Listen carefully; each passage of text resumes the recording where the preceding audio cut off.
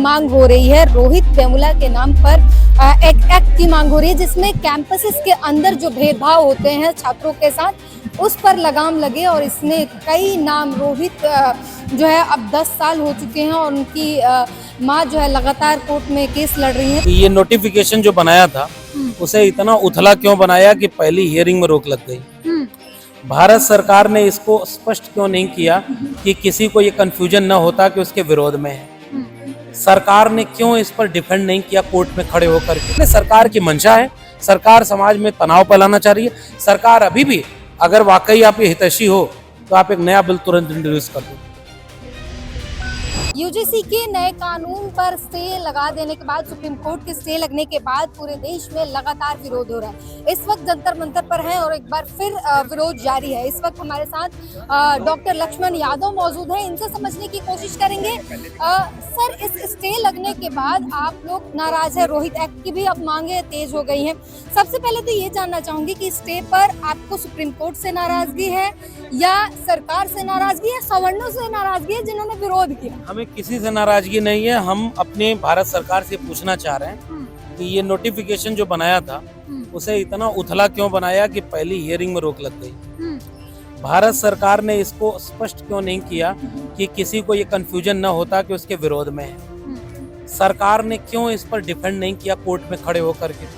Solicitor general, attorney general ने इसको defend क्यों नहीं किया। सरकार इसमें बताती क्यों नहीं कि इसमें ओबीसी और एससी एसटी को अगर जस्टिस मिलना था तो इसमें ईडब्ल्यूएस भी था।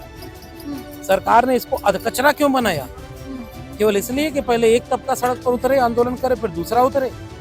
आप चेक एंड बैलेंस करवा रहे हो सोसाइटी में, पॉलिसी बनाना। कोर्ट पर मेरी टिप्पणी केवल ये है कि ये वही चीफ जस्टिस आज जो हैं, ये पिछले वाले उस कमेटी में उसमें भी थे जिसने ये कहा था कि 2012 वाला रेगुलेशन कारगर नहीं है। तो पहले आपने कहा कि कारगर नहीं है, अब जब बन गया ऐसा तो आपने इसको रोक लगा दिया। आपको ये सख्त फटकार देनी चाहिए सरकार को कि रोकेंगे नहीं। इसमें कुछ जगह पे अस्पष्टता है, कुछ जगह पे दिक्कत है।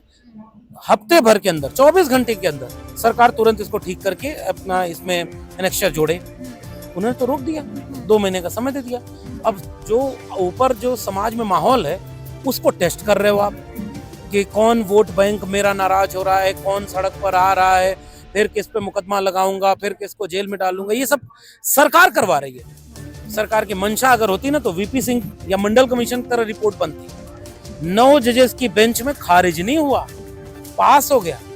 न्याय और समता देने के लिए ऐसे प्रावधान बनाए जाने चाहिए जो इतने हल्के ना हो कि आप कोर्ट में जाकर के उसको पास ना होने दें। इसलिए सरकार की मंशा है, सरकार समाज में तनाव फैलाना चाह रही है। सरकार अभी भी अगर वाकई आप ये हितैषी हो तो आप एक नया बिल तुरंत इंट्रोड्यूस कर दो, क्लियर करके कर दो और आप अपना पक्ष स्पष्ट कर दो कि आप चाहते क्या।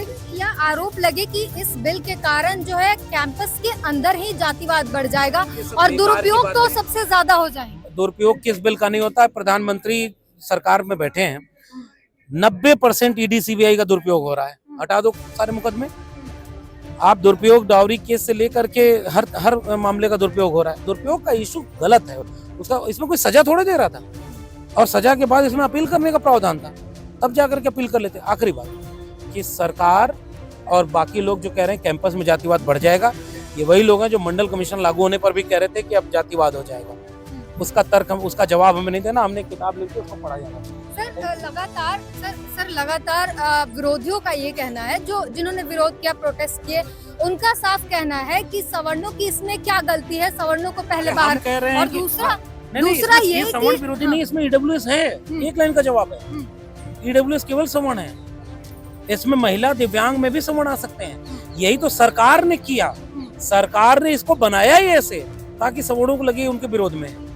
ये तो गवर्नमेंट ने किया है। विरोध के दौरान ये भी कहा गया कि जिस देश के प्रधानमंत्री ओबीसी हैं, जिस देश की प्रेसिडेंट एससी एसटी हैं और जिस देश के 14 राज्यों के मुख्यमंत्री जो हैं। अभी यूजीसी ने एक आंकड़ा दिया है, 118% एट्रोसिटीज बढ़ गई हैं कैंपस में। मैं वो मानूं कि ये सिंबल्स मानूं?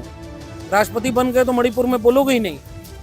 ये सब उधर न जाइए, आप केवल ये देखिए सुखदेव थोराट कमेटी ने कहा कि कैंपस के भीतर डिस्क्रिमिनेशन बढ़ रहा है। फिर उसके बाद 2012 में खुद यूजीसी ने एक रेगुलेशन बनाया कि हम एट्रोसिटी रोकेंगे, कास्ट बेस्ड एट्रोसिटीज। फिर आपने रोहित वेमुला, पायल तड़वी के बाद कोर्ट ने कहा कि पुराना अधिनियम आपका काम नहीं कर रहा है, सख्त बनाइए। ये सब कौन लोग हैं? इस पर बात क्यों नहीं कर रहे हो? आपकी पार्लियामेंट्री कमेटी एजुकेशन की, उसने बोला कि ओबीसी को भी इसमें शामिल करो, एट्रोसिटी उनके साथ बढ़ रही है। मैं उनको मानूं कि ये जो सड़क पर प्रधानमंत्री को जाति के नाम पर गाली दे रहा है? मैं तो प्रधानमंत्री जी से कहूंगा कि आपको जाति के नाम पर गाली देने वालों पर यूएपी लगाइए। कब्र खोदने का नारा लगा दिया और उस पर कोई मुकदमा नहीं हो रहा है। मैं उससे आहत हूँ, मेरे देश के प्रधानमंत्री को जाति के नाम पर गाली मत दीजिए। कोर्ट के फैसले के बाद तो भाजपा नेता ही कह रहे हैं कि मोदी जी पर भरोसा रखो सवर्णों। वो रखें, हाँ। बीजेपी बयान दे। बीजेपी क्यों चुप थी इस पूरे मामले में?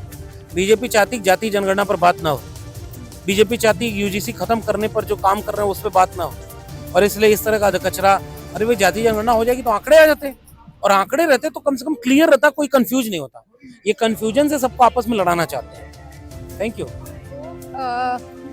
डॉक्टर लक्ष्मण यादव से हमने बात की और तमाम मुद्दों पर काफ़ी मुखर रहते हैं और इनसे समझने की कोशिश की कि यूजीसी के मामले पर इनकी क्या रुख है, क्योंकि इस वक्त फिर से एक बार जंतर मंतर पर विरोध प्रदर्शन हो रहा है।